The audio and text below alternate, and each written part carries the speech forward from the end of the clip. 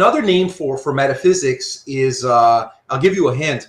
You know the Meditations. What's the full name of Descartes' Meditations, the full title?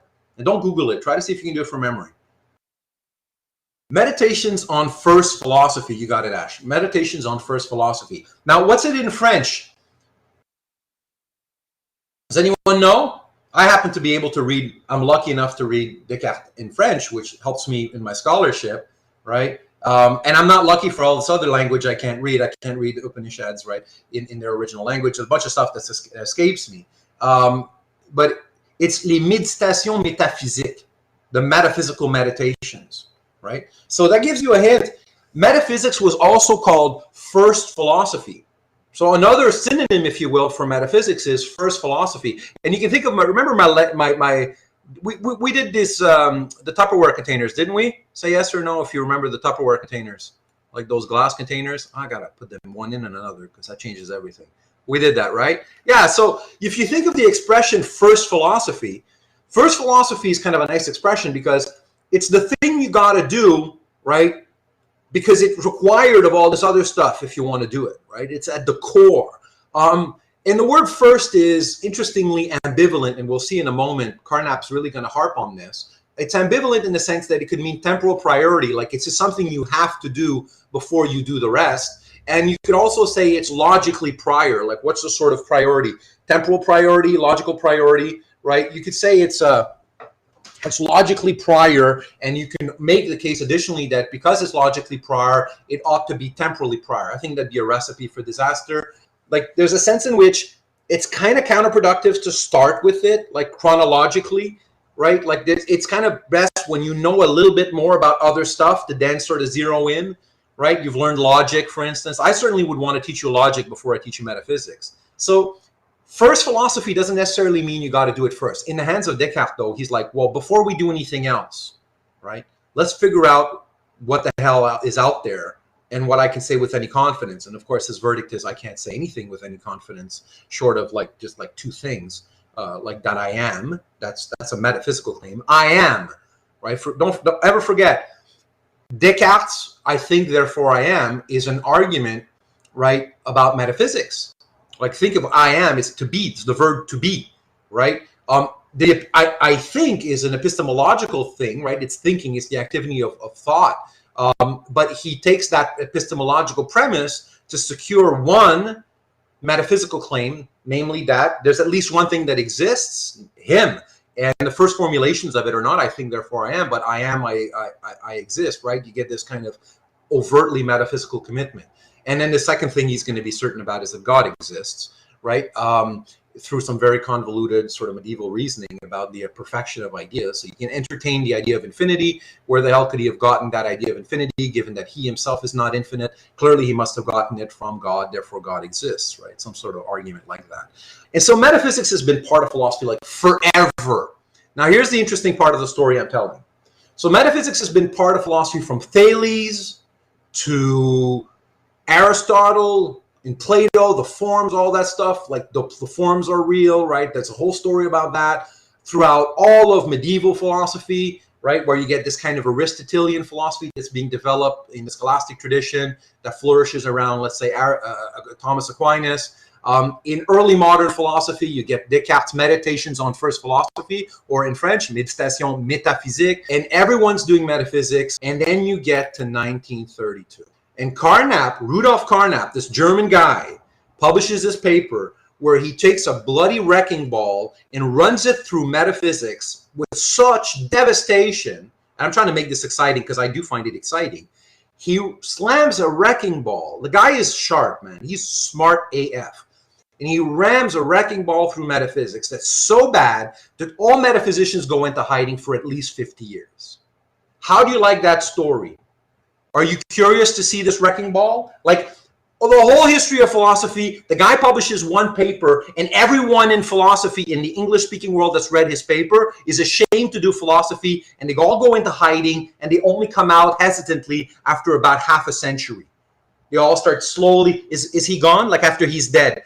It's not actually kind of exaggerating. This is the worst part. That's the part I wish I was exaggerating for special effect. It's almost like if you had, and I don't have the data to do this, but you know how they have the software now where you can track word counts. Like ever since the internet existed, we have data, right? Big data. And you can see like occurrences of a word. And there's people doing this. Like, is this familiar? Have you heard of this? Have you seen people do this? Like occurrence of a word, like the big data mining, like they look for patterns, like the word occurred this many times. Yeah, you've seen this, right? Like this word wasn't trendy and then it just took off and whatever, right? If we had that, if I had data, and you can kind of do it if you were to, and some people actually have looked at it, go through all of the journals, the academic journals in philosophy, look for articles, taxonomize them, find a way to classify them, all the articles that are in metaphysics, right? Pure metaphysics, count them and put them as a fraction. So all the articles that are in metaphysics atop all of the rest of the articles. So all of the articles, and then it gives you a fraction, right? And you could track that fraction over time. Here's what it would look like. Like it'd make a big part of like we're 1900. It will kind of be like this. 1900 is doing fine, right? Maybe there's a surge after sort of Heidegger, and then comes Carnap, and then I swear in the English-speaking journals, it goes like this. It just takes a drop. And then it's like Carnap dies in like 1970, and then people stick their heads out of their rocks, and they go, "Is he dead? Is he gone? Can we come back?" Kind of like when you're so scared, like there's a saber-toothed tiger out, and you've been hiding in your cave from it, and you're like, "Is it safe to come out yet?" And then you get people like Quine who say, "It's okay, you can come out because you can do metaphysics again," right? In 1948, with a paper called "On What There Is," that starts to slowly gain traction, and then you reach the kind of stuff that we're talking about. Right? But there's like a 50-year gap over here, right? Where it's like almost no one does metaphysics. In fact, it's a point of pride for philosophers to say metaphysics is BS. And it still is. So the line never recovers. So if you were to make a line, it never recovers. Like even today, metaphysics is viewed with suspicion. And so you got to wonder, wow, how did this sea change in the history of Western philosophy occur? Well, there's one guy, it's Carnap, and tell me, are you good to go to read his Wrecking Ball? If you're good to go, tell me good to go. This is like the ultimate setup, right? It's like when you got a show and you got to psych up the crowd. Is everyone ready? Are you willing to hear Slayer to coming up on stage? Is everyone good to go? And go, yeah, let's kick some butt, right? And out comes the band, right? All right, so let's do this. Let's read this. So remember, today we're not going to read. We've got a 1950 piece. By 1950, and I got to also give you this piece of history. We've heard a lot about Quine. Remember Quine? We saw Quine all over the place. Quine was responsible for this sort of method of ontology that we studied. Quine was responsible for the perdurantist view of kind of like the worm view, four-dimensional view. Quine's a bloody genius. One of the most important philosophers of the 20th century, along with Carnap. Quine was Carnap's student. And they had a kind of a relationship of equals where they discussed things a lot and they influenced each other's thought. The next reading that we'll do next week was influenced by Quine. According to the standard narrative, Quine, as I just mentioned, is the one who's going to say it's okay to come out of our caves. We can do metaphysics again. But the truth is a little more complicated than that. So Quine's going to be in the picture, but by the reading we're reading right now, Quine's kind of not there, right? Who's in the background is going to be, by the way, Ludwig Wittgenstein. So if you know some Wittgenstein, he influenced a lot Carnap. And just some more historical tidbits, Carnap was part of something called the Vienna Circle. So a bunch of smart folks, Moritz Schlick, Otto Neurath, Rudolf Carnap, and so on, were reading, among other things, Wittgenstein's Tractatus, and they were trying to formulate a whole new approach to knowledge and philosophy's relationship to science. And so this paper comes really at the best moment of that tradition. So let's do it together. The paper is called, and this is a paper that's in German, so this is a translation, The Elimination of Metaphysics Through Logical Analysis of Language. I'll read the whole thing. My version of it, I believe, is 14 pages long. I've put it in font 16, so I've reworked it, and I've abridged it like a lot, so it's been trimmed. It's been a tough trim because he writes beautifully. And so there's very few redundant things. It's very hard to trim. You know, a person's writing well when it's hard to trim. And I've put the parts that I think are absolutely essential in highlighted. So let's go. The development of modern logic has made it possible to give a new and sharper answer to the question of the validity and justification of metaphysics. The researches of applied logic, or the theory of knowledge, lead to a positive and to a negative result. The positive result is that the various concepts of the various branches of science are clarified. Their formal, logical, and epistemological connections are made explicit. The negative result is that the alleged statements of metaphysics are entirely meaningless. It is true that this criticism may be found already in several earlier trains of thought, but it is only now, when the development of logic during recent decades provides us with a sufficiently sharp tool, that the decisive step can be taken. In saying that the so-called statements of metaphysics are meaningless, we intend this word in its strictest sense, or the word meaningless in its strictest sense. In the loose sense of the word, a statement or a question is at times called meaningless if it's entirely sterile to assert or ask it. We may say this, for instance, about the question, what is the average weight of those inhabitants of Vienna whose telephone number ends with 3? Or about a statement which is quite obviously false, like, in 1910, Vienna had 6 inhabitants. Or about a statement which is not just empirically but logically false, a contradictory statement, such as, persons A and B are each a year older than the other. So there's a sense in which we use the word meaningless for that. And he wants to acknowledge that. That's not what he wants to say. Such sentences are actually really meaningful, though they are pointless or false. In the strict sense, however, a sequence of words is meaningless if it does not, within a specified language, constitute a statement. It may happen that such a sequence of words looks like a statement at first glance. In that case, we call it a pseudo-statement. So notice, there are statements, there are things that aren't statement, and among the things that aren't statements, you can have pseudo-statements, which are things that are not statements but look like statements. Our thesis now is that logical analysis reveals the alleged statements of metaphysics to be pseudo-statements. A language consists of a vocabulary and a syntax. In other words, a set of words which have meanings and rules of sentence formation. Accordingly, there are 2 kinds of pseudo-statements. Either they contain a word which is erroneously believed to have meaning, or the constituent words are meaningful yet are put together in a counter-syntactical way, so that they do not yield a meaningful statement. We shall show in terms of examples that pseudo-statements of both kinds occur in metaphysics. To be sure, originally every word, excepting rare cases, which we shall illustrate later, had a meaning. And it also happens at times that a word loses its old sense without acquiring a new one. It is thus that a pseudo-concept arises. What stipulations concerning a word must be made in order for it to be significant? First, the syntax of the word must be fixed. In other words, the mode of its occurrence in the simplest sentence form in which it is capable of occurring. We call this sentence form its elementary sentence. The elementary sentence form of the word stone, for example, is X is a stone.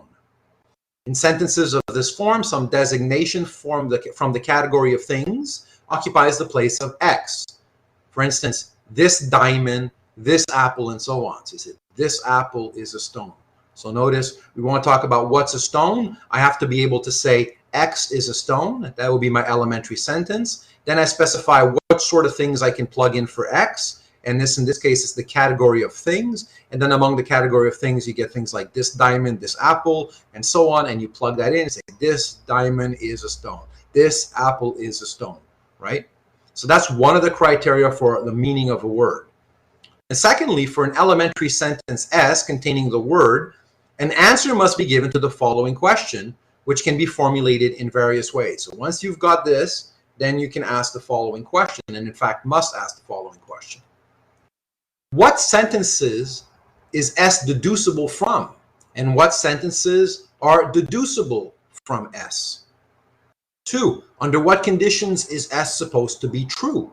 And under what conditions false? You can say a diamond is, what did we say earlier? What was the word that we use? A stone, right? A diamond is a stone. This apple is a stone, right? We need to figure out the conditions under which it's supposed to be true and the conditions under which it would be false. So the apple is a stone, that's false. The diamond is a stone, that's true. But what are those conditions? So once you've got your elementary sentence, what are the truth conditions? 3, how is S to be verified? 4, what is the meaning of S? These are all kind of saying the same things. 1 is the correct formulation. So what sentences is S deducible from, and what sentences are deducible from S? 2, the formulation 2 accords with logic. 3, with the theory of knowledge or epistemology, and 4, with philosophy or phenomenology. I agree with Wittgenstein that 2 expresses what philosophers mean by 4. The meaning of a sentence consists in its truth conditions. So if you ask, what is the meaning of the sentence, right? If you ask this, so what does that even mean? What essentially you're saying is, under what conditions is it supposed to be true, and under what conditions is it supposed to be false? So that's what we call the verificationist theory of meaning, or truth conditional semantics, right? What are the conditions under which you can establish its truth or falsity? In the case of the overwhelming majority of scientific words, it is possible to specify their meaning by reduction to other words. For example, in the claim that arthropods are animals with segmented bodies and joined legs, the sentence form, the thing X is an arthropod, is answered since it is deducible from premises of the form X is an animal, X has a segmented body, X has jointed legs, and that conversely each of these sentences is deducible from the former sentence. So for instance, if I ask, what the hell do you mean by arthropod, right? I have to be able to say the thing X is an arthropod, that's my elementary sentence, and then I have to give myself conditions under which I can verify that, and you do that by figuring out these sub-sentences that they entail, namely that X would have to be an animal, not just an animal, but have a segmented body and have joined legs, right? So these would be the necessary and sufficient conditions for belonging to the category of arthropod, right? So you specify those, they're inferred from the sentence, the X is an arthropod, those are the conditions for verifying it. So you pull out some further sentences from that sentence. And then by means of the meaning of the word, by means of these sentences, the meaning of the word arthropod is fixed. At that point, you know what the hell you're talking about.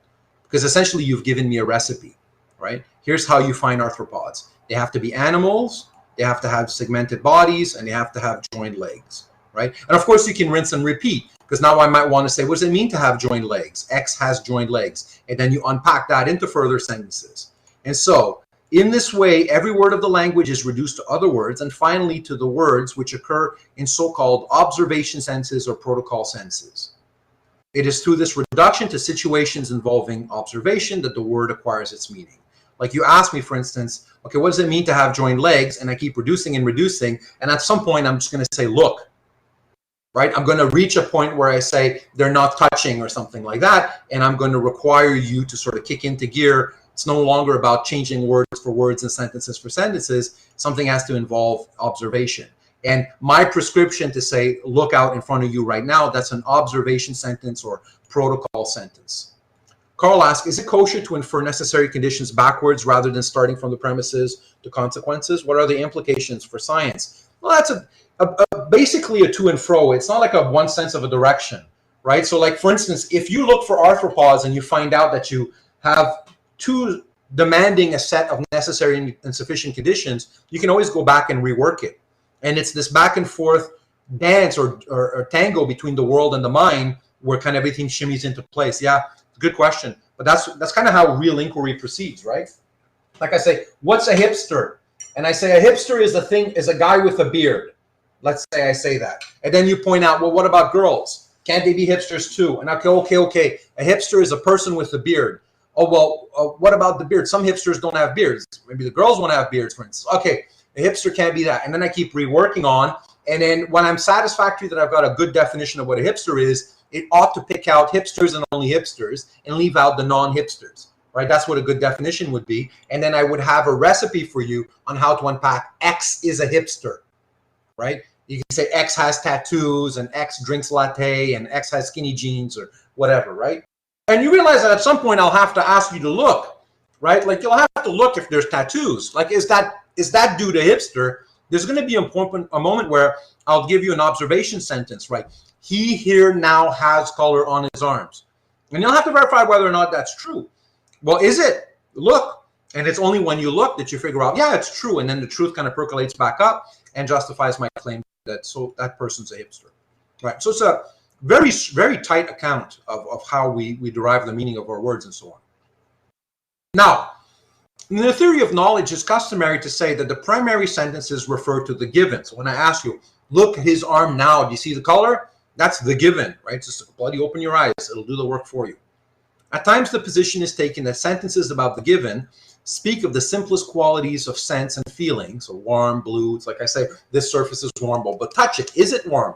It's like, I say the coffee is ready, and you touch the carafe. Is it, you have to touch it. And that's your basic means of ascertaining whether or not I'm telling you the truth or of true claim or false claim. You put your hand, and if it's warm, then the claim is true, right? Likewise, if the tattoo is blue on the arm, then you have this basic given that you sort of take in through observation.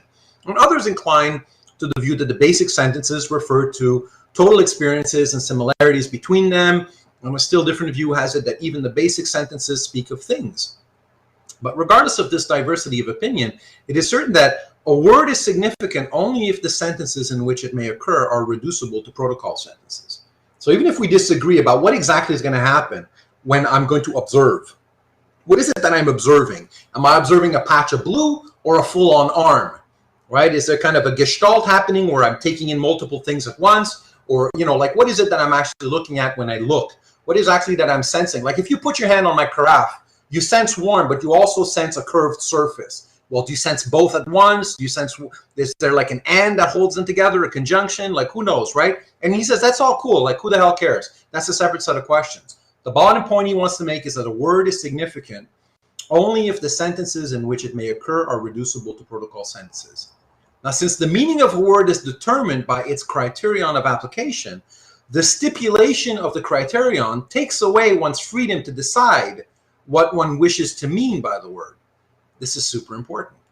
This entire account that he just gave says you're not free to choose what words mean anymore. You've got a job to do. You're going to put forward a word. You're going to say it's meaningful. You got to give me a sentence in which it would occur, like X is the thing you just talked about. And then you got to give me conditions under which I could verify, like a recipe list. And then the world's going to decide whether or not this is actually corroborated by observation, right? You can't just make stuff up anymore. Your power of stipulation is gone, right? You can have no longer the freedom to decide what you wish to mean by the word. This is important for him. It's going to do a lot of work for him. Let me just pause here. Yeah, well, softly determined is more cryptic than what he just said, so I'd opt for what he just said. I'll let Ariana finish her thought. Santa Claus is not a significant word because you cannot reduce it to observation. Amen, Ariana. A bloody men. Yeah, it does make sense, right? Because think about what I would have to do on this account, right? I'd have to say Santa Claus is the guy you see in the sky, with the sleigh floating. And then I have to, at one point, say, look up in the sky, right? There'd have to be a point where I'd say, look in the sky, and you'd have to see one, right? It's like, just like arthropod has two legs, I'd say Santa Claus flies in the sky. Well, flies in the sky is an empirical claim. I'd have to be able to look at the sky and see him fly. And you're never going to get that. So therefore, it doesn't satisfy that, right?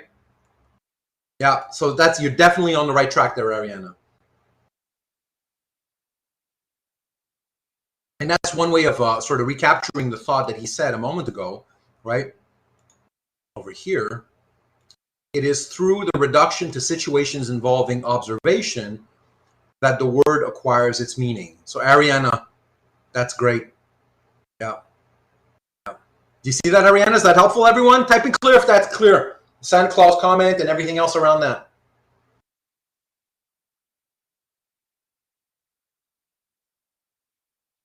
Who cares about the word stipulation? Just making words mean what you want them to mean apart from the method that he just outlined, right? You can't do that anymore. You can't just say, and this is, hold that thought, right? You'll see why metaphysics is such a bad thing in a moment. All right, so Chris asks, so all words that abstract concepts that don't have the criterion cannot be empirically observed are meaningless? Absolutely, Chris, that's his view. That's exactly right. If you don't do this, there's only two other possibilities. You're either going to derive your meaning because it's a logical word, right? It derives its word, its sense from a logical relation, which you can kind of spell out as well, right? But it's either empirical or logical or nothing or senseless. And his school of thought is called logical empiricism. What does that mean? Logic, empiricism, and nothing else. So it's either deriving from logic, deriving from sense observation, or else bullshit.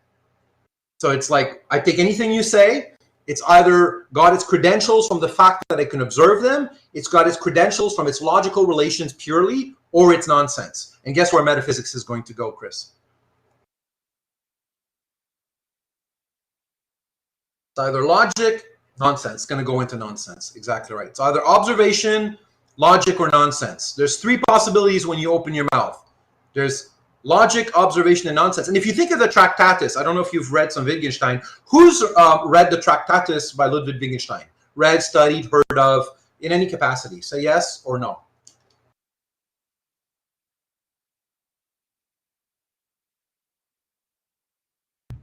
It's a necessary kind. At some point, you're going to have to sit down and study. It's a classic of Western philosophy, right? And in Wittgenstein, in the Tractatus says, whatever can be said clearly, and whatever can't be said clearly is nonsense and ought not to be said, essentially, right? So that's kind of like what you get here. It's kind of a working out of that. If you can say it, then it can, yeah, it's right in the preface, exactly. All right, so now hold your thoughts, because we're not done and we've got way more demolition. This is just preparing the demolition. It's just setting up, right? Let us suppose, by way of illustration, that someone invented the new word TV and maintained that there are things which are TV and things which are not TV. In order to learn the meaning of this word, so hey, look, that's TV. Really? This is not TV. This is TV. This is not TV. What the hell do you mean by TV? Well, in order to learn the meaning of this word, we ask him about its criterion of application. How is one to ascertain in a concrete case whether a given thing is TV or not? Let us suppose to begin with what we get no answer from him. There are no empirical signs of TVness, he says. Okay, in that case, we would deny the legitimacy of using this word. If the person who uses the word says that all the same, there are things which are TV, and there are things which are not TV, only it remains for the weak, finite intellect of man an eternal secret which things are TV and which things are not, then we shall regard this as empty verbiage. Like I go around, right, on campus, and I say, that's TV. And then I go, that's not TV. And you're trying to reconstruct what the hell I'm sort of using as a principle for partitioning things that are TV and things that are not TV. And you ask me, right, how the hell do you do this, Mark? How can I know what I would like to do the same. I'd like to go around and spot the TV things and the not TV things. Like, you know what? I have no such criterion to tell you, right? I have no such thing to tell you. It's not for us, man. It's like it's, and yet there are things that are TV and things that are not TV, right? And yet, you know, I'm going around and I'm constantly saying, you're according to Carnap, and I'm tempted to agree. You say, shut the hell up, right? Like this is you don't need to take this seriously anymore. I'm making sound with my mouth, but it's just nuts. It's just nuts, right? No one cares. You ought not to care. You tell, shut the hell up, or it's just what we call word music. And you know, like metaphysics will be disparaged later as word music or language on a holiday, right? It's like that's just word music. It's like it's nice TV. You know, it's like same. Right, but perhaps he will assure us that he means, after all, something by the word TV. So you're tempted to walk away. No, don't walk away just yet. I'm not nuts. I mean something by the word TV. But from this we only learn the psychological fact that he associates some kind of images and feelings with the word. Like it feels like something to me when I say TV. But the word does not acquire a meaning through such associations. If no criterion of application of the word is stipulated, then nothing is asserted by the sentences in which it occurs, but they're pseudo-statements. So even if I protest, but I know what TV means, you're totally entitled to say, I don't give a hoot that you feel like you know what TV means. If you can't unpack that, right, as some sort of recipe for picking out TV and non-TV things, you yourself don't even know what the hell you're talking about. You've just fooled yourself into thinking you do, right? That's the claim.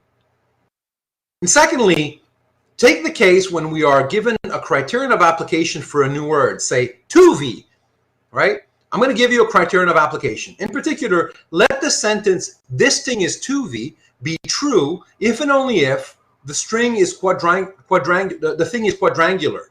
So if and only if, that's a biconditional or equivalence, right? So what I mean by 2V, right? It's 2V if it's quadrangular. So you grab a quadrangular thing, hey, that thing is 2V. Of course, then we will say the word 2V is synonymous with the word quadrangular. It's just your other way of saying quadrangular. And we will not allow its users to tell us that nevertheless, they intended something else by it than by quadrangular. That though every quadrangular thing is also 2V, and conversely, this is only because quadrangularity is the visible manifestation of 2V-ness, but that the latter itself is a hidden, not itself observable property, right? Every quadrangular thing owes its quadrangularity to its 2V-ness that's underlying and cannot be seen.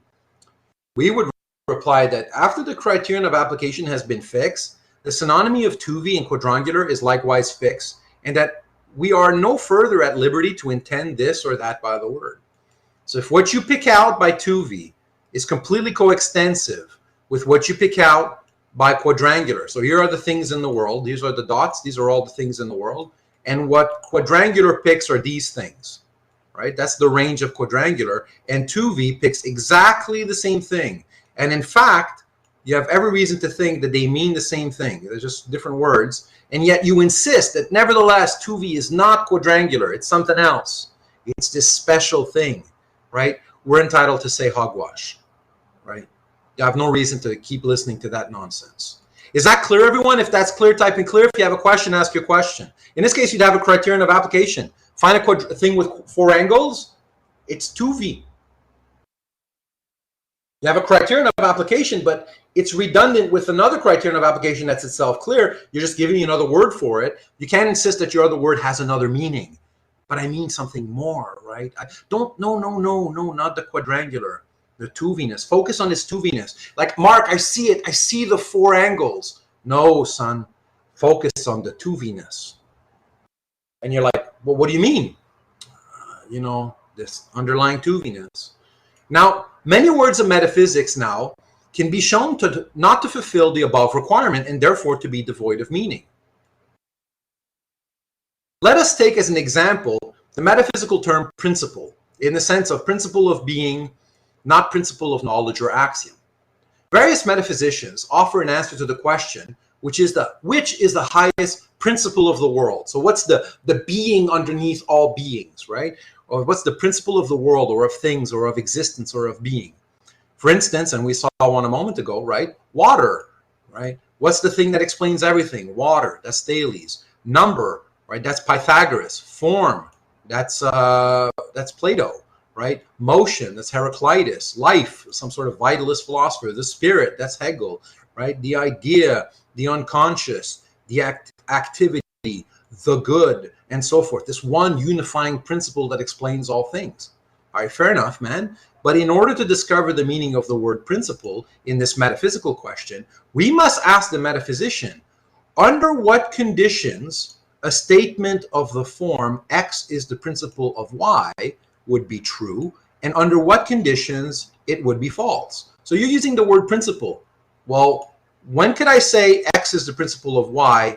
Yes, that's true, and no, it's false. In other words, we ask for the criterion of application or for the definition of the word principle. Like, I want to take you seriously here. Give me the principle. Give me the criterion of application for this. It's the principle of the universe, right? The metaphysician replies approximately as follows. X is the principle of Y is to mean X arises out of X. Y arises out of X. The being of Y rests on the being of X, or Y exists by virtue of X, and so forth. But these words are ambiguous and vague. Frequently, they have a clear meaning. For instance, we say that a thing or process Y, that it arises out of X. When we observe that thing or processes of kind X are frequently or invariably followed by kinds of processes or of kind Y.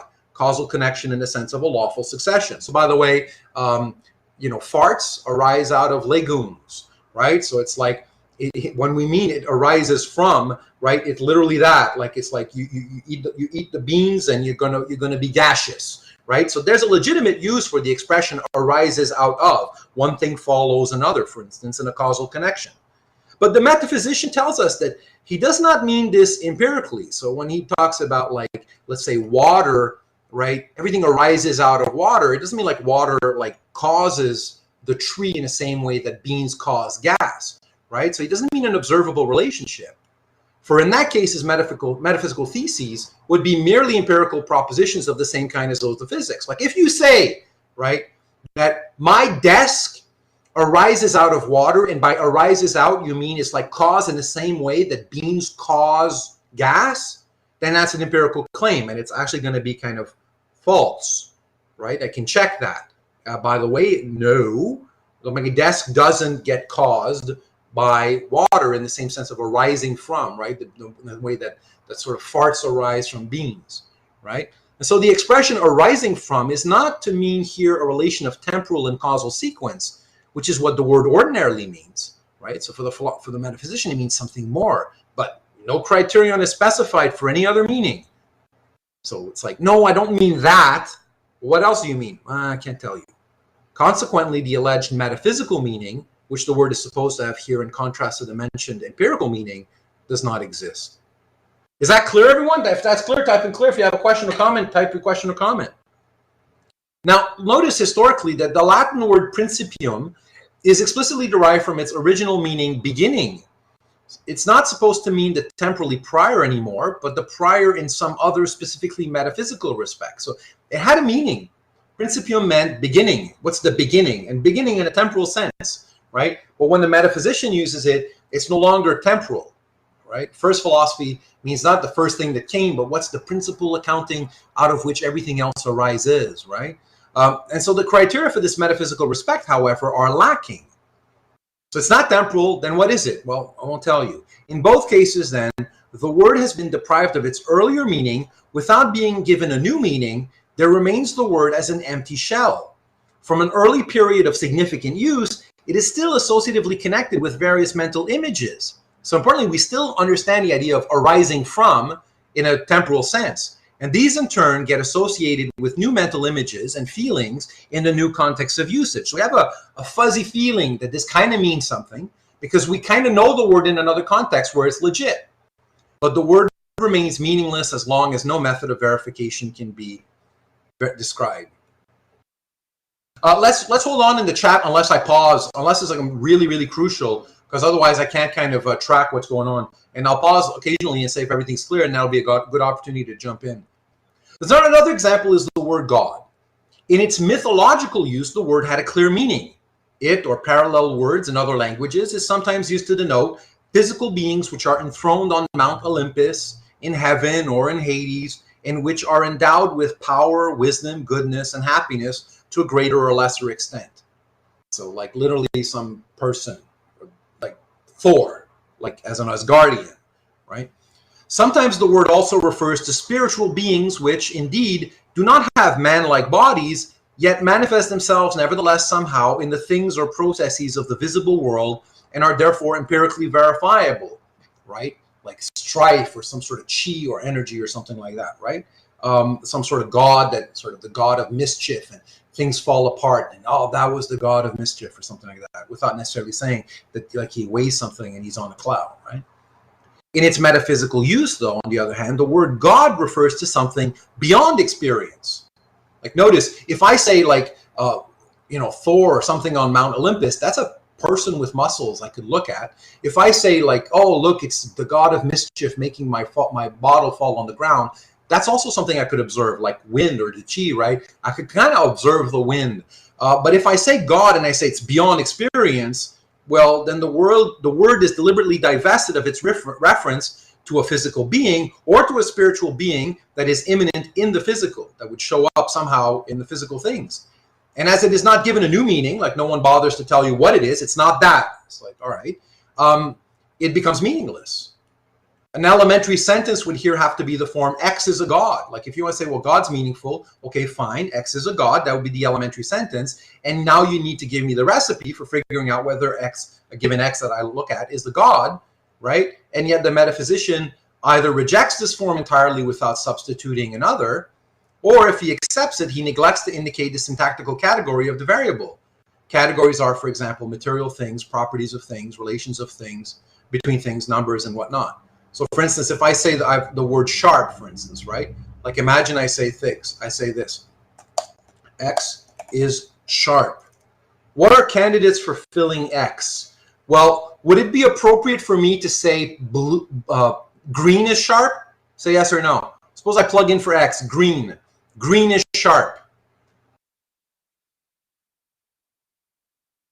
Does that make sense? Green is sharp? That doesn't make sense. So one of the things you got to do is you got to specify what could I plug in among the many things that you could plug in. What are the categories of things that are liable to being plugged in? And then you can say things, right? Things. Okay, things can be sharp, right? Fair enough. Like a knife would be a particular thing. A category would be a thing. So a knife is a specific individual, and the category is even wider than that. So knife's fully legit because a knife is sharp. So you take all, Ariana, so what you do is you list all of the sentences where it would make sense to say that that thing is sharp. Like the edge of the table is sharp.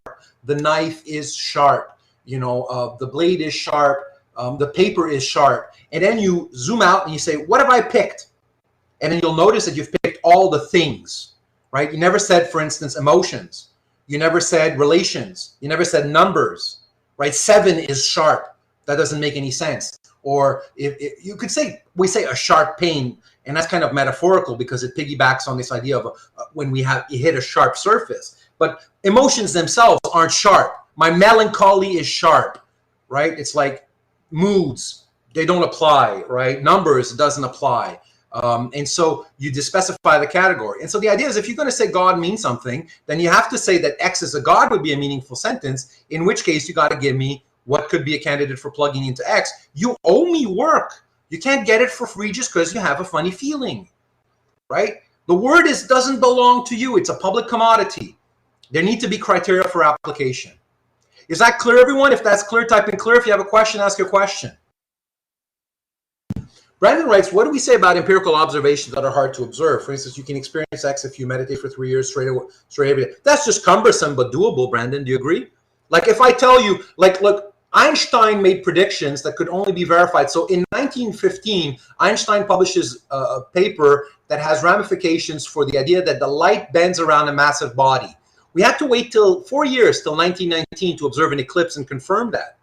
But the fact that you have to wait 4 years for the proper observation doesn't mean you can't observe it. You see that, Brandon? In principle, it's observable. It's an empirical claim. It just sucks to have to wait 4 years. Curtis writes, what about a sharp being used in different ways, such as calling someone sharp? Yeah, you get metaphorical uses, and metaphors piggyback on the literal meaning that you have to secure first. You see that, Curtis? Like if you can't secure the literal meaning, you can't get the metaphorical meaning. One is parasitic on the other. Which is why, yeah, Curtis, which is why, think about it, if you're learning another language, the hardest thing to grasp are the metaphors. Because what they do? They require a prior grasp of the literal meaning, right? And so the fuzzy feeling I'm referring to is the fact that you get the sense that you mean something when you say something. So I ask you, do you mean something? You say yes, but then you don't give me any set of instructions on what to do. Then the fact that you say yes means nothing until you give me the instructions. Do you see that, Carl? It's like, do you feel you mean something when you say that word? It's like, yeah, I feel like I mean something. It's like, okay, what is it? I can't tell you. That's like if I say, oh, do you know where Punjab is on the world map? I go, yeah, I do. They say, show me. I go, no, I'm not going to show you. So you don't know where Punjab is? Yeah, I do. Show me. No, I don't want to, or I can't. So you don't understand where it is. Yeah, I do, actually. You see that? Can you see that, everyone? Like if I say I know where Punjab is on the world map, I got to be able to point it on the world map. I can't just keep claiming that I know where it is if I can't in any way ever show where it is. Like you're entitled to say, Mark doesn't know where Punjab is. Like after I don't actually produce some performance where I point to Punjab, you're like, Mark doesn't know. You're talking through your, in French we say, tu parles à travers ton chapeau. You're talking through your hat. But in English, we have a better expression. You're talking through something else. Right? Cool. All right. Let's keep going. Let's keep going. I think everyone's following along. Let's just stick with it because some of this stuff is going to fall into place, not on the spot. Remember, Carl, so meditate on this stuff, reread it. The theological use of the word God falls between its mythological and its metaphysical usage. there is an oscillation from one of the mentioned two uses to the other.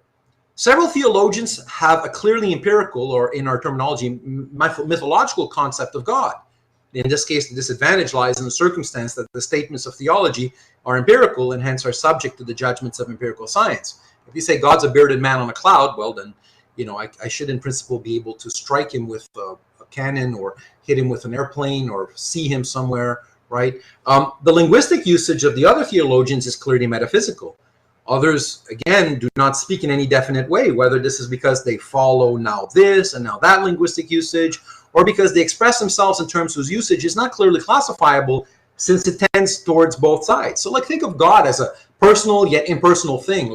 We like to refer to him as him, but we say nothing can be said of him. Well, we kind of keep oscillating between the two, and we get a fuzzy feeling that we kind of know what we're talking about. It's like Carnap's going to say, no, you don't.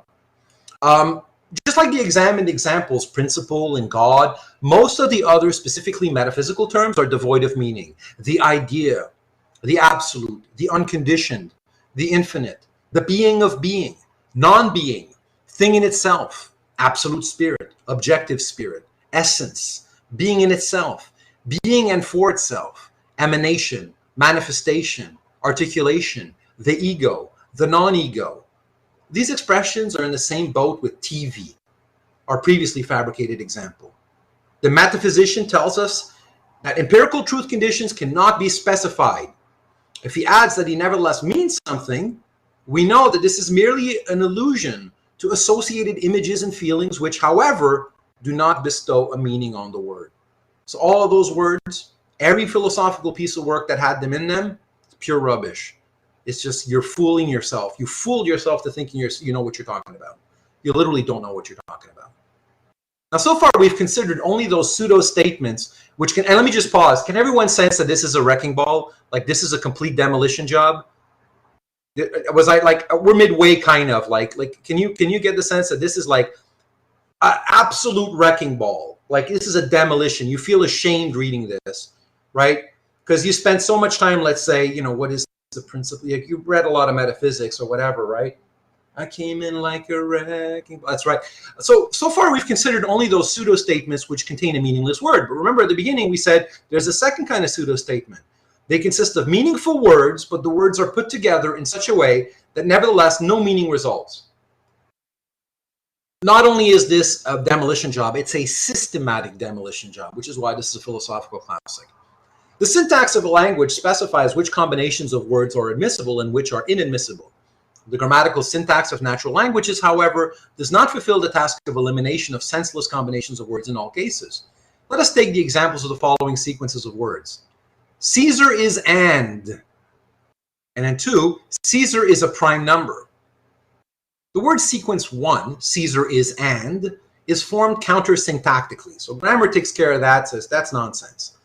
But now, word sequence 2, Caesar is a prime number, is syntactically correct, for it has the same grammatical form as, for example, Caesar is a general.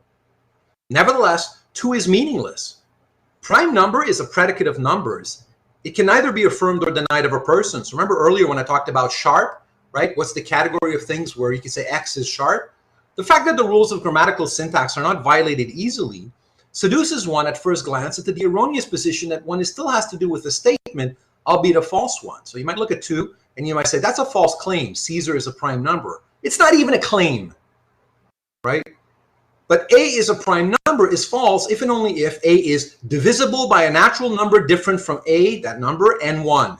Then evidently it is illicit to put here Caesar for A. You can't plug a person. X is a prime number. You can't plug a person in there.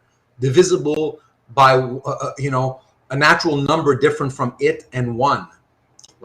This is nonsense. Many so-called statements of metaphysics are not so easily recognized as pseudo-statements.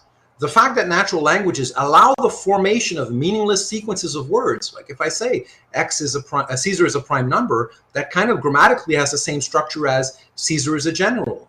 You can't get away with it up to a point grammatically. And the fact that natural languages allow the formation of meaningless sequences of words without violating the rules of grammar indicates that grammatical syntax is, from a logical point of view, inadequate. In a correctly constructed language, all nonsensical sequences of words would be of the kind of example 1. So a good logic would take all of this nonsense and show you that it's this kind of nonsense, because this was kind of seducing. No one's going to say 1 because that's blatantly nonsense. But 2 kind of seduces us into thinking it's saying something that makes sense. And then we get ensnared. We're trapped by our language structure. Very Wittgenstein in theme, right? Now, to be valid is for an argument, right? So validity and soundness, these are things that attach to arguments, right? So that's not even an argument. And arguments are composed of propositions. And so and you'd have to get the story about propositions right before you get the story about the arguments right, Brandon. So, yeah. So it's just senseless. It's just senseless. It's a category mistake is what we would say, right? It's like saying number 3 is angry. Like, number 3 is angry. Yeah, number 3 is angry. It's like, wow, that's no, you know? And no, not no, because, like, if you, okay, look, pause for a second. If I say number 3 is angry, and you say no, what you mean by no is not, no, it's happy. It's actually not angry. You mean, Mark, you're not making any sense. Can everyone see that? Like I say, number 3 is happy. And number 4 is sad. And you say no. It's not, it doesn't even get the privilege, as Carl says, of being wrong, right? Like if you disagree, it's when you disagree when I say number 3 is happy, you're not disagreeing by trying to say that number 3 is sad. You're disagreeing by saying that I'm not making any sense. Can everyone see that? If that's clear, type it clear. If you have a comment, ask a question. Like that's the nature of what he's saying.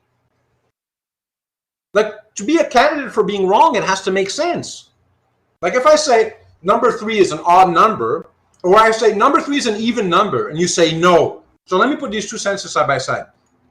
Imagine I say 3 is sad. Right? I'm going to put this in the chat bar, and I say 3 is odd in a sense, in the mathematical sense, right? 3 is an odd number, right? The first part, 3 is sad. That's not like there's something more fundamentally wrong about that. 3 is actually 3 is an even number. 3 is an even number. That's what I want to write. Sorry, I'm going this. 3 isn't. I want to make it a false claim.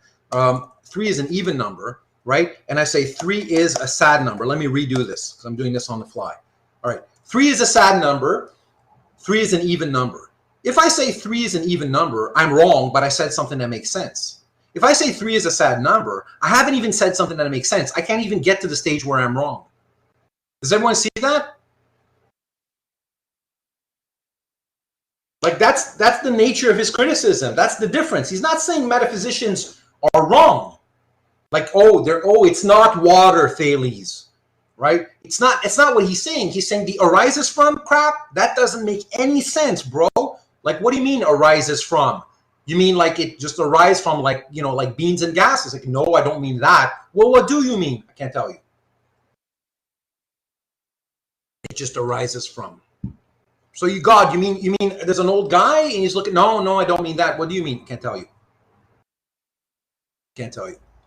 Let us now take a look at some examples of metaphysical pseudo-statements of a kind where the violation of logical syntax is especially obvious, though they accord with historical grammatical syntax.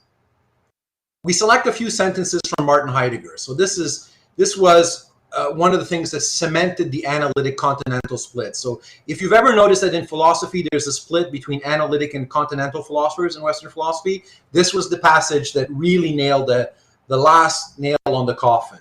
Right? When Carnap decided to say, Heidegger, you're full of S. Right, here we go. This is a passage from Heidegger. What is to be investigated is being only and nothing else. Being alone and further, nothing. Solely being and beyond being, nothing. What about this nothing? Does the nothing exist only because the not, in other words, the negation, exists? Or is it the other way around? Does negation and the not exist only because the nothing exists? We assert the nothing is prior to the not and the negation. Where do we seek the nothing? How do we find the nothing? We know the nothing. Anxiety reveals the nothing. That for which and because of which we were anxious was really nothing. Indeed, the nothing itself, as such, was present. What about this nothing? The nothing itself, nothings. Who's ever read Heidegger before? Say yes if you have, no if you haven't. Well, you have now, right? Get ready for a fun ride, huh? By the way, I'm glad cannabis is legal, okay? Because you need some cannabis support. Go to your nearest cannabis shop. You're going to need some pharmaceutical support for Heidegger. And so here we go with the wrecking ball. In order to show that the possibility of forming pseudo-statements is based on a logical defect of language, we set up the schema below. So here we are. Here are meaningful senses of ordinary language. So for instance, if I say, what is outside? So let's say that's outside, right? Over here, outside, question mark. So what is outside? This is a logical notation that we haven't learned, but it's kind of superseded, but you can put this in logic, right? What is outside? When Heidegger says, like, nothing is outside, right? He says it in this form. So you can say, like, rain is outside, right? So rain is outside. Nothing is outside. It's like nothing is outside. It's like, notice, zoom in on this. There's a nothing, like R stands for rain, right? So it's a name for rain. Nothing is outside. Like here's a line from Wittgenstein. What would happen if when you walk into an empty room, instead of saying there's nobody, you said there's Mr. Nobody? Like you walk into a room. Imagine if our language required us to do that. Like you walk into a room and it's saying, instead of saying there's nobody, we had to say just go grammar. Like I said, there's Mr. Nobody.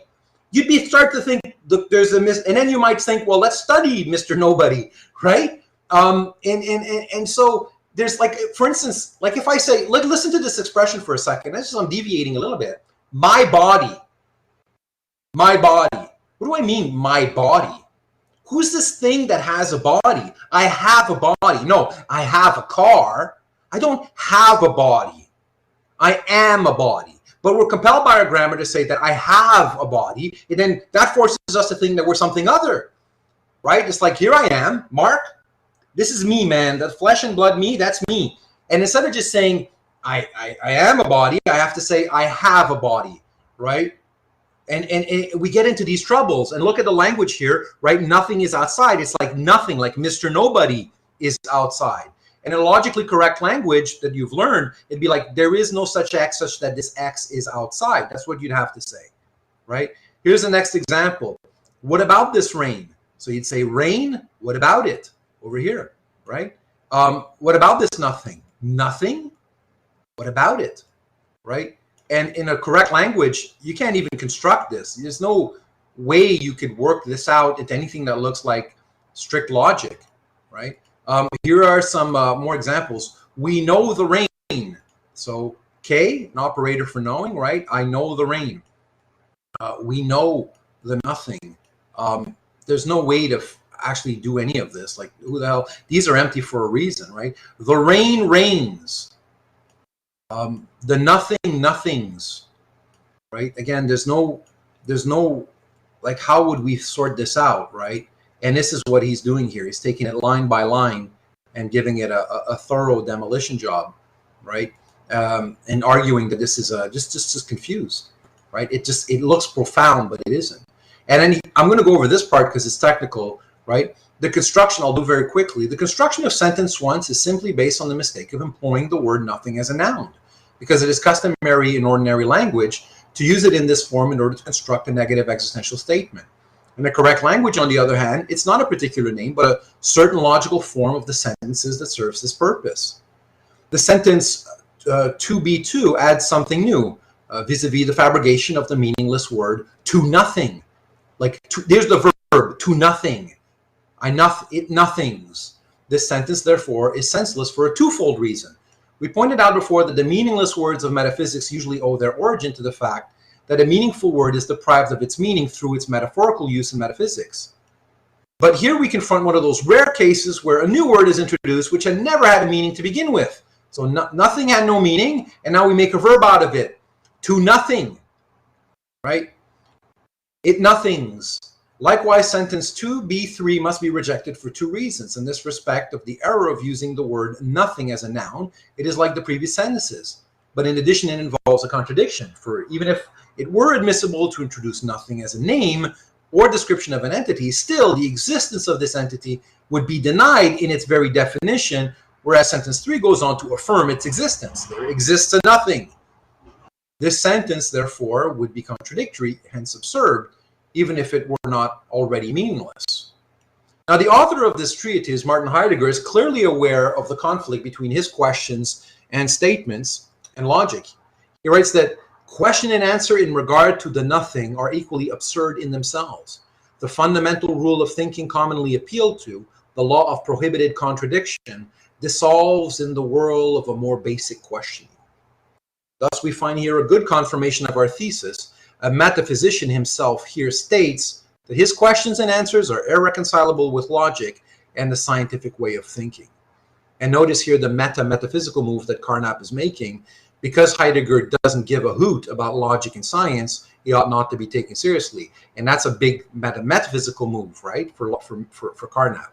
If you don't satisfy logic, you really ought to, right? Heidegger never actually responded to Carnap. So he kind of didn't care and just went on to do his own thing. Yeah.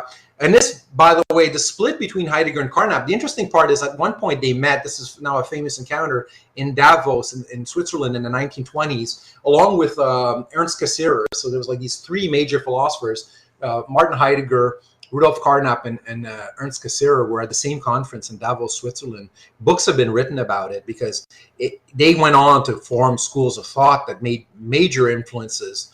But the Heidegger people talk to themselves. They take in their own laundry. They're doing something completely different. And by the way, I have studied Heidegger, and strangely enough, he's got lots of interesting things to teach us. But Carnap's criticisms are in many respects well taken. Let me just pause so far. We just demolished Heidegger. We're going to move on. So far, so good, everyone. If everything is clear, type in clear. If you have a question or you're lost, you let me know. Just say lost. And if you're lost as a Heidegger, that's not the kind of lost I can help you with. You need pharmaceuticals for that. Hey, look, there's Mr. Nobody. All right. My son the other day kept saying, my brain made me do it. And my partner and I were like, honey, it's like your brain is a separate thing, right? And it made you do it. It's like he did something bad. And his excuse was, in his defense, my brain made me do it. And I was like, what a confused ontology of that he's kind of peddling in, sort of in what he's saying. God bless him. It was hilarious. Right? And I tried to disabuse him of that. 6 years old, we're doing philosophy and metaphysics and a philosophy of mind. My brain made me do it. The difference between our thesis and that of the earlier anti-metaphysicians should now be clear. We do not regard metaphysics as mere speculation or fairy tales. These statements of a fairy tale, the statements of a fairy tale do not conflict with logic, but only with experience. So this is super important, right? If you say a fairy tale, it doesn't conflict with logic, but only with experience, right? So the thing that makes the Avengers movies a fairy tale is not that there's something inherently senseless about them. It's that you're just not going to find a guy flying through the air being dragged by a hammer, right? Metaphysics is not superstition. It is possible to believe true and false propositions, but not to believe meaningless sequences of words. Metaphysical statements are not even acceptable as a working hypothesis, for an hypothesis must be capable of entering into relations of deducibility with true or false empirical statements, which is just what pseudo-statements cannot do, right? So this is the criticism isn't just that it's mere speculation or it's just a working hypothesis or no, it's even more fundamental. You haven't even said anything. All you have are fuzzy feelings, on the topic of which Carl writes, if it does make sense with pharmaceuticals, does not make the fuzzy feelings somewhat real? Yeah, it kind of does, and that's a huge metaphysical question, a meta-philosophical question. Like, what if, for instance, you see God only when you take psilocybin, like some really big drug? Like, does that count as empirical confirmation of what you've experienced? I'm not going to open that can of worms, right? But certainly, it's not nothing. You kind of got some sort of insight into what you were seeking. It's better than nothing, right? But you had to drug yourself up to do it. Does non-ordinary circumstances of observation count to qualify as establishing what the observation purports to be about? I should say that again slowly because that's a big question. I'm not going to answer that question, right? Think about this. Do non-ordinary circumstances observation, let's say in this case, soaked in pharmaceuticals, count to corroborate the thing that they claim to be about? My intended, actually, I'm going to close that can of worms really rapidly. Like, no. Because if you say that something exists, you say it doesn't just exist for you. You say it exists for anyone, right? And so unless everyone that would take the same drug would see the same thing you did, in which case would be a good indication that there's this other dimension that we can access that exists. And by exist, I mean exists apart from us, right? No, you're making an empirical claim, right? And you'd have to sort of keep verifying that thing. It needs to, if it exists, it has to endure and be in principle verifiable, not just by you. Reality, by the way, doesn't love you so much that it gives you a private striptease that it shows to you, but no one else. Sorry. Sorry for the prophets as well, right? It's like, it doesn't work that way. If it's real, guess what? It can striptease itself to other people as well. So you got to give me, and that's a big can of worms. We're going to close it. Does that make any sense, people? Because Carl asking a big question here, because we don't want to go into the jokes about cannabis too deeply, but about, you know, that kind of stuff. If that makes sense, say yes. And Carl was saying, Brandon was saying no about it wouldn't exist, right? Like, you disregard, when you come back from your hangover and you had your beer glasses on and you thought you had a six-pack, like that scene in what, Beer Fest, right? There's that funny guy, he's walking around, he's got his beer glasses on and he's completely drunk and he thinks he's really cool. Like, when you sober up, you don't think that the previous day you had a six-pack and you were cool. You realize that you were just making an idiot out of yourself, right? It's like, well, I think the same should hold, right? When you're done with your drugs, right? But sometimes, for what it's worth in philosophy, sometimes pharmaceuticals help. All right, so perhaps the majority of the logical mistakes that are committed when pseudo-statements are made are based on logical faults infecting the use of the word to be in our language, which is sometimes used as a copula prefix to a predicate, I am hungry, sometimes to designate existence. I am, I think, therefore, I am. This mistake is aggravated by the fact that metaphysicians are often not clear about this ambiguity. There's different ways of using the word to be. A second fault lies in the form of the verb in its second meaning, the meaning of existence. The verbal form feigns a predicate where there is none. It pretends to have a predicate where there's no predicate. Most metaphysicians since antiquity have thus allowed themselves to be seduced into pseudo-statements by the verbal and therewith the predicative form of the word to be. For instance, I am or God is. Likewise, such forms as being or not being, which from time immemorial have played a great role in metaphysics, have the same origin. In a logically correct language, such forms cannot even be constructed. A statement asserts only so much as is verifiable with respect to it. Therefore, a sentence can be used only to assert an empirical proposition, if indeed it is used to assert anything at all. If something were to lie, in principle, beyond possible experience, it could neither be said, nor thought, nor asked. So you wouldn't even get close enough to start inquiring about it if it lies beyond all possible experience. Like, God is beyond all possible experience. What in the world even suggested to you such a thing? Think about it. To suggest itself as a candidate for existence, it has to cite a show up. And if you say it's beyond all possible experience, cannabis and LSD included, you're making a crazy claim. You don't even know what you're talking about. It just sounds really deep. Meaningful statements are divided into following kinds. First, there are statements which are true solely by virtue of their form. Tautologies, according to Wittgenstein, they correspond approximately to Kant's analytic judgments. They say nothing about reality. The formulae of logic and mathematics are of this kind. So remember earlier I said to Brandon, there's only three kinds of things that can come out of your mouth, right? Propositions that are empirical, propositions that are logical, and nonsense, right? Well, there you have this kind of breakdown. Secondly, there are negations of such statements, or contradictions, right? So if you negate a tautology, you get a contradiction. That's still a logical thing. It's self-contradictory and hence false by virtue of their form. With respect to all other statements, the decision about truth or falsehood lies in the protocol sentences, and that means relying on observation. So either the thing is a tautology, which means a true logical claim, a contradiction, which means a false logical claim, or an empirical claim, which has a protocol sentence. It says, here's where you ought to look at that time, right? And therefore, true or false empirical statements and belong to the domain of empirical science. And in any statement one desires to construct, which does not fall within these three categories, becomes automatically meaningless. Is that clear, everyone? If that's clear, type in clear. If you have a question, ask your question. So this is the sort of framework that he's using by his analysis of language, and then he plops metaphysics into the, well, look, it's a logical inference, right? It's either logical or it's empirical or it's nonsense. I'm going to skip parentheses. Or it's nonsense. It's not logical, premise 2. It's not empirical, premise 3. So if you agree with premise 1, you agree with premise 2, and you agree with premise 3. So if he's done a good job of showing this, and if he's done a good job of showing this, and if he's done a good job of showing this, what follows as a conclusion? It's either L, E, or N. It's not L, it's not E. It's going to be what? Therefore, it's nonsense. Exactly. It's nonsense. And remember, if you're not happy, if you're a metaphysician who's not happy with that, you got to go back to the drawing board. Show me that it's an empirical claim. Okay, well, God's on a cloud. Okay, fair enough. In which case, that's going to be shown false.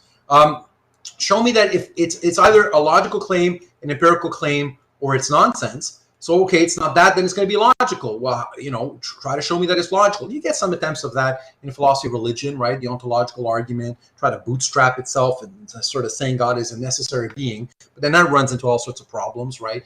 The best car would have to exist, otherwise it wouldn't be the best car, therefore the best car exists. It's like, you know, that's problematic. And you find all these really deep problems with that. And so you get with nonsense, right? Since metaphysics does not want to assert analytic propositions, nor to fall within the domain of empirical science, it is compelled to employ words for which no criteria of application are specified, and which are therefore devoid of sense, or else combine meaningful words in such a way that neither an analytic or contradictory statement nor an empirical statement is produced. In either case, pseudo-statements are the inevitable product. All right, so here we go. What then is left over for philosophy? I told you that philosophy and metaphysics have been together since forever, since Thales until Carnap. It's like the history of philosophy from Thales to Carnap. So what then is left over for philosophy if all statements, whatever, that assert something are of an empirical nature and belong to factual science? Because if it's empirical, hand that to the scientists. If it's logical, hand that to the logicians. What remains then is not statements nor a theory, nor a system, but only a method. The method of logical analysis. This is what's left for us philosophers to do, right? The method of logical analysis, the thing that lets us sift through. So you take a sentence, right? So what is philosophy? You take a sentence, and our job is to figure out which of these three it goes into. It either goes into empirical claims, in which case you give it to the scientist, or it's a logical claim, in which case you give it to the logician, or it's nonsense, in which case you invite people to shut the hell up about it. Whereas philosophy just is the sorting of these three things. Philosophy is the activity of analyzing the language to sort this stuff out. And so it's the method of logical analysis. What we do is conceptual analysis on language to figure out where these things fall. And that's a different task for philosophy, one which maybe you've never been exposed to. What do you think of that, my friends?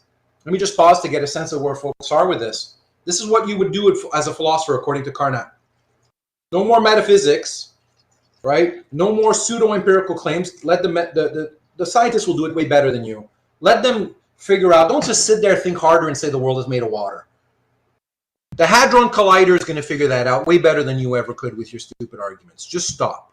Give it to the logician, the scientist or the logician, right? And then what you're left with is a method. Philosophy is a method. The stuff he's been doing, that's what philosophers ought to be doing, right? Now, again, I want to just check in. And Carl says, okay, so if metaphysics is no longer part of philosophy, then who will do metaphysics now? No one, Carl. We ought to be done. It's the elimination of metaphysics is the title of this paper. After Carnap, no one should be doing metaphysics. It's not like it does it under a different, yeah, no worries, right? It's not like you do it under a different form. You're supposed to be done.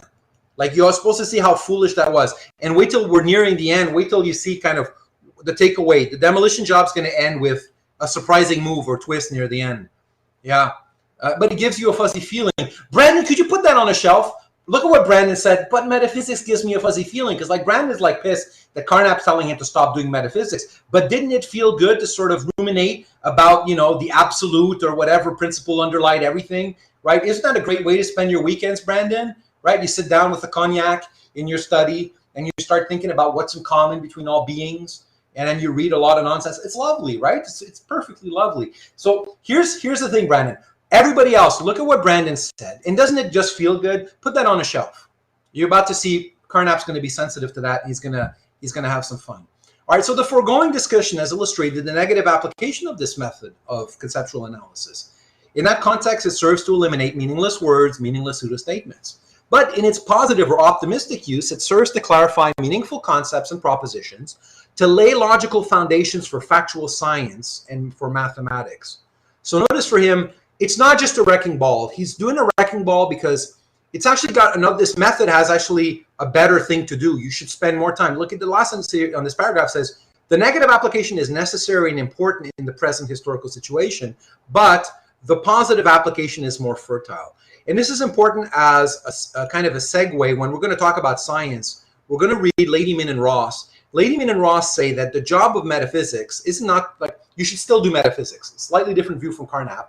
But the job of the metaphysician is to unify the sciences. Like the sciences are all disunified. Everyone's working in their corner, right, their department, and no one's talking to each other. And the metaphysician develops a meeting point for all the sciences. That's what we ought to do.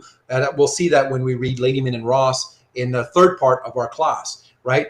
But notice here that for Carnap, it's not just a demolition job. All of this brilliant sort of stuff that he just did. And in fact, this is one negative paper, but he did a lot of work in the positive part of it. So if you read his 1928 book, The Logical Structure of the World, it's precisely to lay the logical foundations for factual science and for mathematics. And he thinks it's a much better way of spending your time.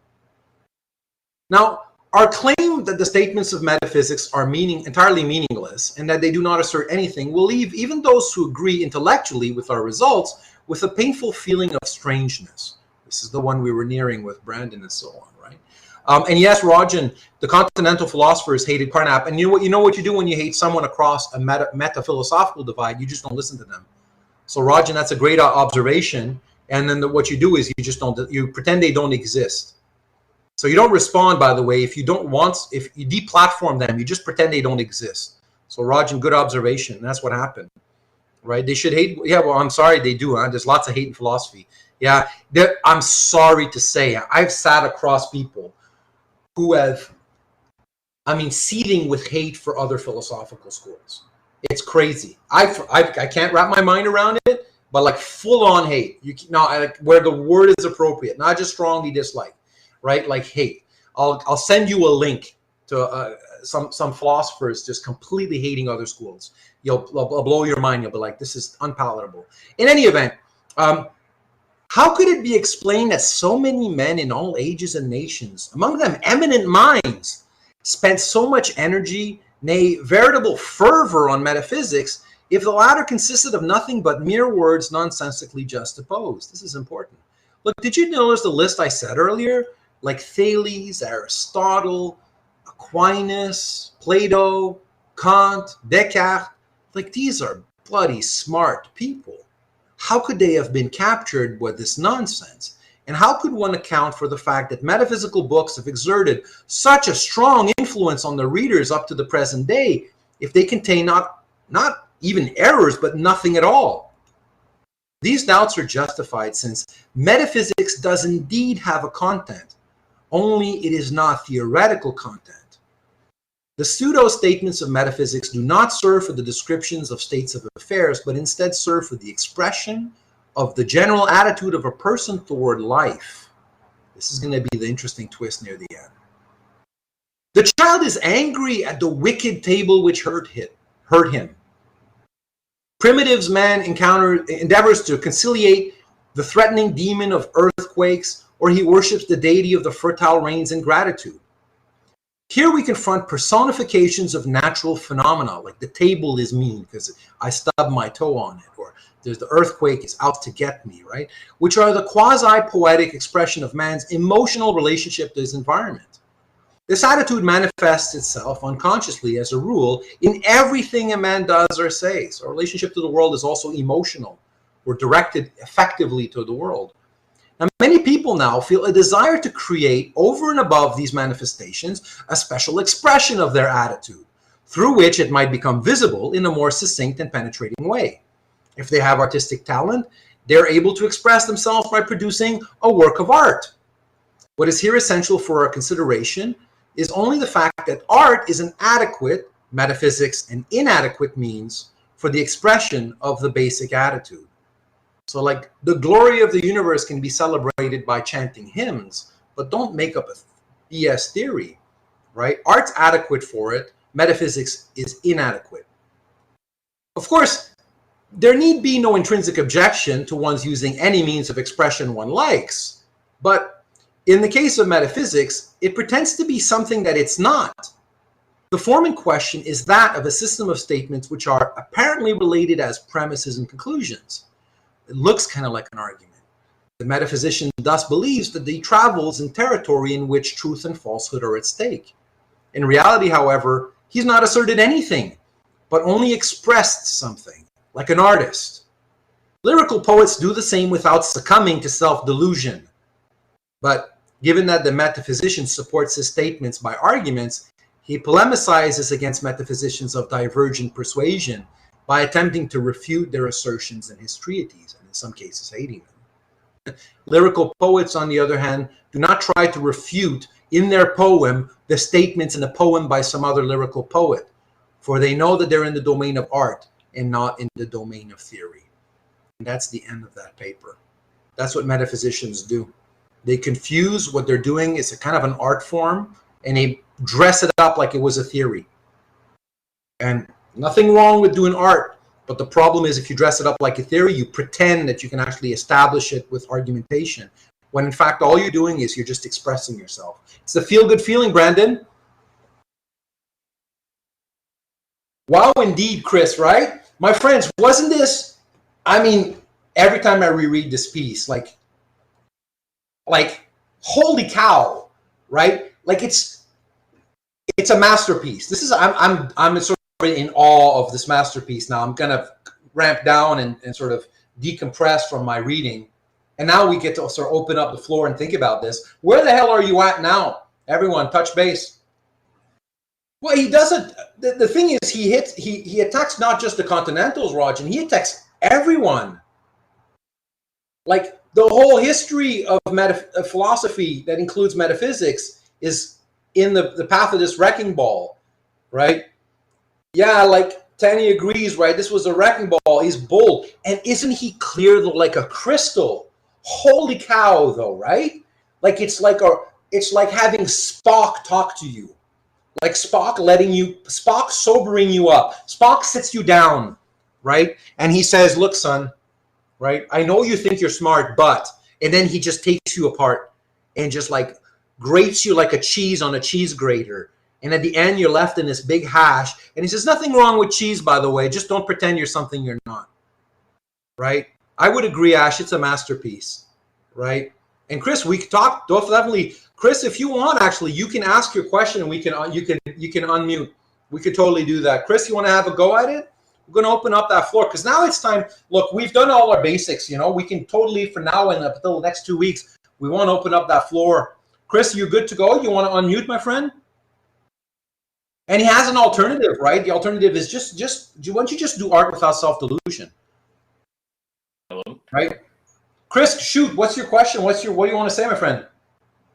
So he basically is saying that anything that does not have an empirical criterion or a possible wordplay is basically a BS, a metaphysical BS. So the one thing that kind of came across my mind is like since the text had forms, which was from Plato. So, for example, when someone says there is a color gray, the gray itself is, I guess the criteria will be the color in between the white and black. Not really a color, but the brightness. So now the gray has as an empirical criterion, but it does not have a very strict criterion that kind of able to tell like, okay, now this is not a gray or this is a gray. So Yeah, how would he say for that one? he's got. So the thing is, let me see if let me rephrase your concern and see if I get it correctly, because this is actually something I've worked on. All right. So take the color spectrum for a moment, right? You can imagine all of the colors. They're actually in a wheel, by the way. So it's a nice circle, a color wheel, and you got all of your colors arranged, and you can define any color by its relation to its neighbors in the vicinity. So for instance, if I ask you orange, right, you could say orange is, let's say, darker than yellow but lighter than red or something like that. So you can put orange over here, and you can define orange by sandwiching it between yellow over here and red over here. And you can kind of give me a recipe for figuring out orange. And that's not a D, by the way. That should be an O, and we make it a little more circular. That should be O. And if you generalize that, you realize that that goes across the board. So since it's a circle, each individual term is defined by reference to its relative contrast with, like, let's say, as an intermediate to these other two, and this other color is defined as an intermediate to these other two. But each one is a kind of a regress there, and you're going in circle.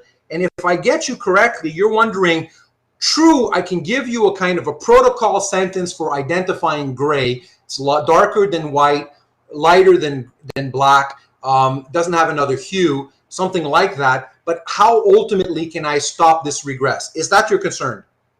Yes.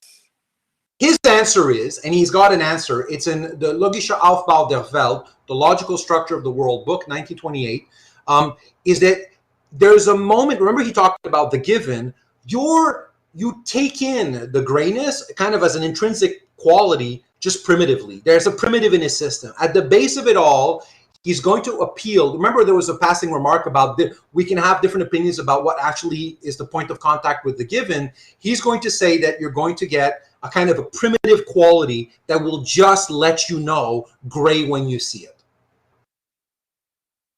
Yeah. You see that? And in that sense, because look, he's mindful of the fact that you can't, explanations have to come to a halt at some point. Do you agree, Chris?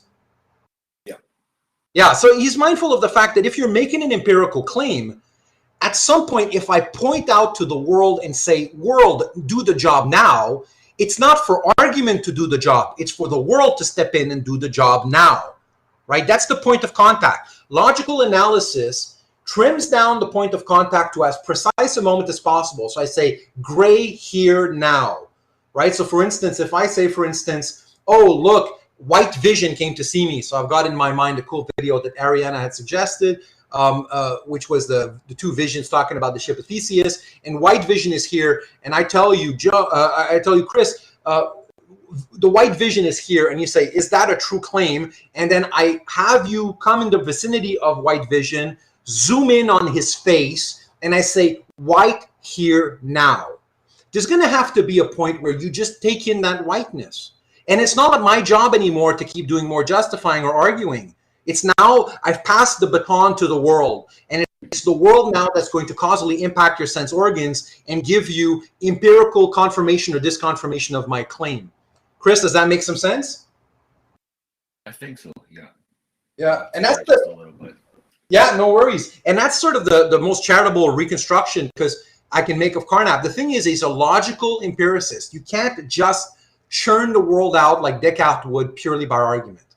Empiricism, in the empiricist tradition that you get, let's say, in Locke onwards, at some point you're going to have this kind of sense data. And there's nothing to apologize for that. That's just going to be part of the mix. My friends as well, did that make sense what we just said? So Chris asked a great question. And Tani says, does this go back to it's either empirical or logical or nothing? Yeah. Yeah, it kind of works towards the color question. The color question is a paradigmatic case of E. So if you say it's either a logical thing or it's an empirical claim or it's nonsense, and you say it's an empirical claim. So I say White Vision is in my office right now. You give me the recipe for having points of contact with the world. Let's call this big W here. That's the world. The world is what it is. And here's my eyeball, right? And you've given me a recipe for exposing myself to the world and looking out into the world and seeing if in point of fact it is the way that the claim claims it to be. And it claims that it's white vision, and I should look at his skin and I should see white. And then you either say, yes, I do, or no, I don't. And then that's biology at that point, right? Are your organs properly registering the sort of distal and proximal stimuli? But he's an empiricist. So this entire wing here, all of this, that's a part of the empirical story. There's a logical story, and then there's, oh, that leftover, the trash bin of all the nonsense that doesn't fit. Chris asks, I guess this is where the method part comes in for metaphysics. There is no metaphysics for him. There's like, the method consists in sifting through these three drawers. Let me put them in color. Like imagine, for instance, there's a drawer over here. That's all the logical. Let me give myself a fatter pen here. There's a drawer for all the logical claims. There's a drawer for all the empirical claims. And there's a drawer for all the nonsense. And the job of a philosopher, P, right, is to sift through anything and put it in and figure out which drawer it belongs in, because then you know who to hand over the task to. If it's L, if it's logic, give it to the logician. If it's E, if it's empirical, give it to the scientist. And if it's N, why don't you give it to an artist? They'll do a much better job. Now we've got like the three people kind of working on this stuff, right? Yeah, because the artist, look, if you feel, right, some sort of exalted attitude towards the world, you have an emotional response to the world, which he says everyone has to have. It's like, it's not escapable. You're going to want to express that. He says, this is the surprising twist, right? He says, metaphysics does indeed have a content, only it is not theoretical content, right? The pseudo-statements of metaphysics do not serve for the description of states of affairs, but instead serve for the expression of the general attitude of a person toward life. And he says that everyone has to have such an expression, right? This attitude manifests itself unconsciously, as a rule, in everything man does or says. Everything. We all have an expression of or general attitude towards life. You can't escape it. It's not like we're just Spock. We have emotions. Emotions need an outlet. They need to be expressed. Well, how are you going to express yourself? And he says metaphysics is kind of like, you know, like imagine I did this. Let me give you an analogy. This is kind of, we're going to riff for a moment, right? What if I did this? Have you ever seen blueprints? Does anyone know what a blueprint is? Like a careful schematic blueprint. All right. I could easily imagine myself drawing up bogus blueprints. Like imagine you come to my office. I've got a drafting table and I'm making very precise blueprints. And like, it looks like a switchboard with like a little bits of software and like a hard drive, like when you designing a computer and you got silicon, something really complicated. It's super involved. Like I'm drawing this all day and it's pure gibberish. Pure gibberish. Like you lean over my table and Mark, you're so smart. Holy cow, what are you drawing? And I'm like, I'm drawing this. This is a hyper reactor, Yeah, it's yeah. Of course, you'll have the paper. I'm going to put all the papers. In fact, let me make them available right now. It's available as we speak. Is it? Let me just check it out. Let me just come on, Moodle. So here we go. All right, cool. Let me imagine you see me doing this stuff. Right? Can everyone hear me? By the way, I just got this weird pop-up that tells me I lost my connection. If you can hear me, type in yes. Cool, we're still good. We're still good. All right, cool. Imagine I did this, and this bore no relation to the world or to a conceivable thing. There's no relation to the world, right? This entire thing is just nonsense. But couldn't you zero in with me and start getting excited about this? Can you easily like recapture the sense of excitement? And couldn't we spend weekends doing this? Like I could totally, like Brandon, right? A bit about Brandy, you and I, we could kind of do some diagramming of these nonsensical charts together. Could you see yourself doing that? Maybe a bit of brandy, maybe cannabis, God knows what, right? Like we could totally get into this. And if we did, it's not like we haven't produced anything. You understand? Even if they, and let me put this in red, even if it bears no relation either to a logical fact, so it bears no relation to the empirical world, right? And it bears no relation to logic. So it has neither relation, neither to the empirical empirical world nor to logic. Like, it's just this thing. It kind of looks theoretical, it looks pseudo-scientific, and we could get lost in it. And I could see myself spending a lifetime doing it and losing track of this. And he's like, well, that's what metaphysics is. Like, one of the reasons why there's not any soluble agreement about what is the principle of all things is water or God or the absolute or, whatever, is because there is no such thing, right? And exactly, Ariana says, for something to exist, it has to exist for everyone, not just you. That's literally the definition of what it means to exist. And on a good definition, that which is independent, right, of your particular mind. Maybe a collection of minds would have to gravitate towards it. Like, there's circumstances that could be rare. You're the only one who saw a car crash. There's a truth of the matter about that. But anyone could be in the position of seeing the car crash. You see that, Ariana?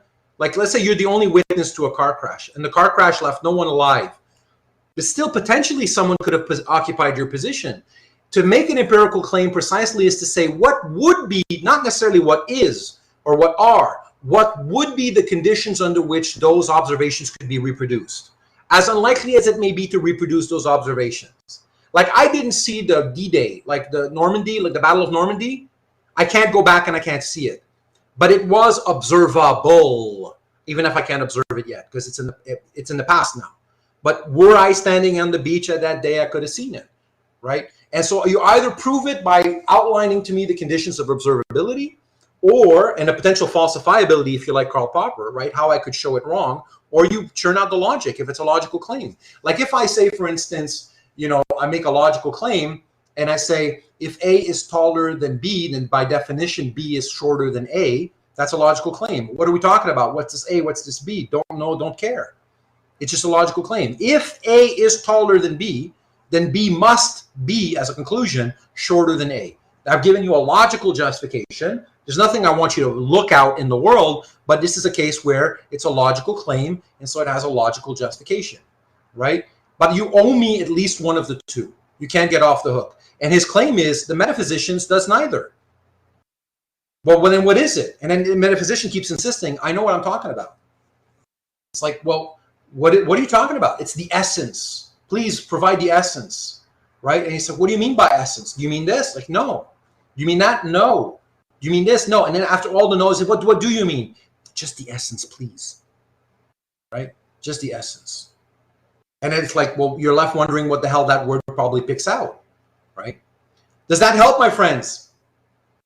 And I could totally see myself getting absorbed in that, right? Like, I could see myself doing the diagrams.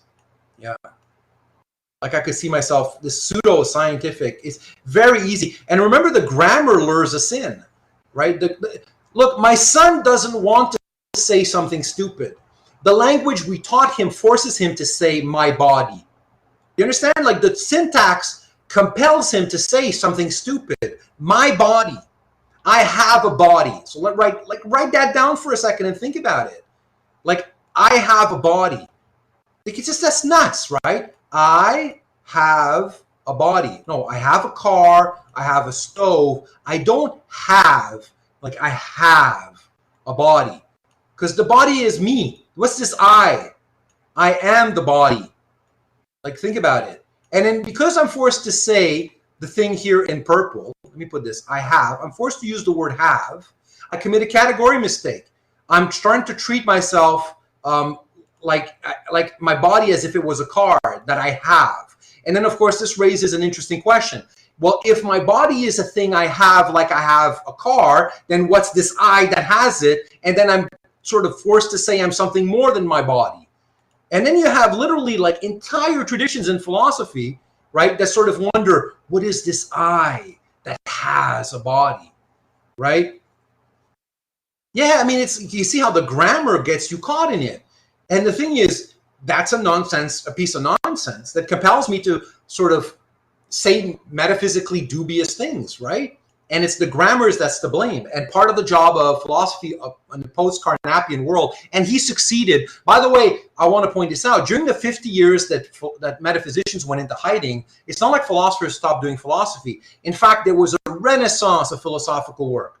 A renaissance, like an explosion of philosophical work, right?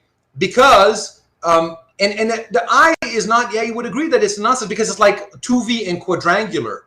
It's not anything additional, right? I, right, is equivalent to, right, my body. And what I mean is where my body goes, my eye goes, and where my eye goes, my body goes. And I don't mean anything more by I than that, right? It's like 2V is whatever's quadrangular, but no, please show me the 2V, right? It's the same bloody thing. And there was a renaissance of work. So here's a graph, right? Everything here is going to be metaphysical work, all right? So this is metaphysical work. Okay, we get the Carnap. Let me get the Carnap. This is the wrecking ball. I'm going to put this in red. We came in like a wrecking ball. All right, so here's what happens. This is what happens to metaphysics, right? Post Carnap. Actually, I would have used the same color. Let me just undo that. I wanted to use the same color. That's not exactly the right one. It goes like this. This is the history of philosophy in the 20th century, right? And then you get a blip at like in 1948 in this Carnap coin, and then it kind of, but it never actually recovers. So I'm not going to bring it up to as high a level. It kind of goes here, right? Enough that we teach it again. Here's what happens to philosophical analysis now. So now it's going to be analysis, right? Analysis wasn't even a thing. Carnap goes up, and all of a sudden, this is what happens. Philosophers have this explosion of philosophical work. This was 1932. So this wrecking ball is 1932, right? And there's an explosion of analytical work, right? So A here stands for analytical work, right? An explosion of philosophy. Because actually philosophers feel like they found their vocation at that point. They're like, finally, we know what we're supposed to be doing. We clear up nonsense, right? That's our job, right? And then it turns out that eventually we ran out of nonsense to clarify, and we started missing metaphysics, and Carnap was gone, and then that's it.